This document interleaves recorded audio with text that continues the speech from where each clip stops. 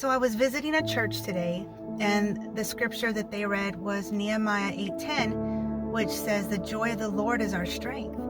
And for some reason, I really wanted to understand the context of that, because I've always heard it, and it always kind of made me feel like, okay, if I'm not joyful, then I get the Lord's joy, and that helps me be strong, right?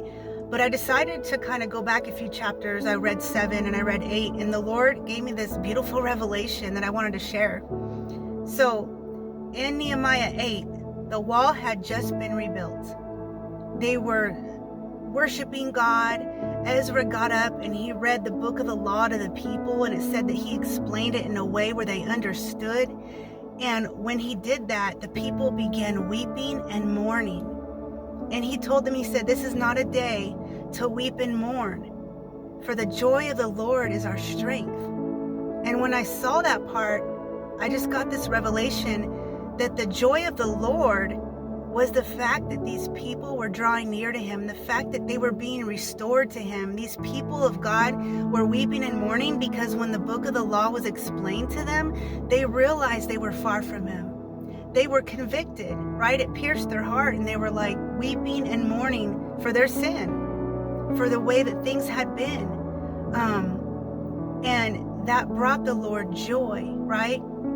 So when he said the joy of the Lord is our strength, it was truly God finding joy in the fact that his people were drawing near to him and repenting, right?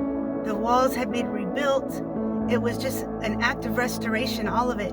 And so when God is restoring us, when we realize something about ourselves that is not Christ-like, something that, a place in our life where maybe we've veered away, and then we read something or hear a worship song, it touches our heart, we begin weeping. And when we feel the weakest is when the joy of the Lord will be our strength, because when we're broken before him, whenever we're repentive about sin, wrong mindsets, treating people bad, anything, whenever we are broken before him, that gives God joy.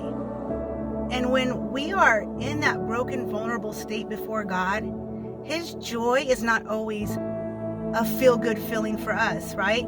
He gets joy out of his people being restored back to him. And sometimes being restored back to him means losing some things that we were holding on to. Sometimes it means being broken and sorry. And it doesn't feel joyful to us in the moment. But it says in the Bible, for the joy set before Jesus, he endured the shame of the cross. Like the joy set before him. So the joy of the Lord is our joy set before us for breaking and doing God's will, right? Forsaking our flesh, growing in him, being sanctified, being more Christ-like. The joy of the Lord is there whenever we're becoming more like his son, right? So the joy of the Lord is our strength. He gives us the strength and the grace to walk it out, what he's shown us to do, what he's convicted us about, to turn around and go the other way when we've been in sin. That brings the Lord joy, and then we will receive the strength from God because he is celebrating over us. He is pleased with us. We bring God joy, right? When we're doing his will, when we're being tender before him, when we're seeking his face, it brings him joy. And sometimes the joy of the Lord is not the joy of our flesh, but the joy of the Lord is our strength.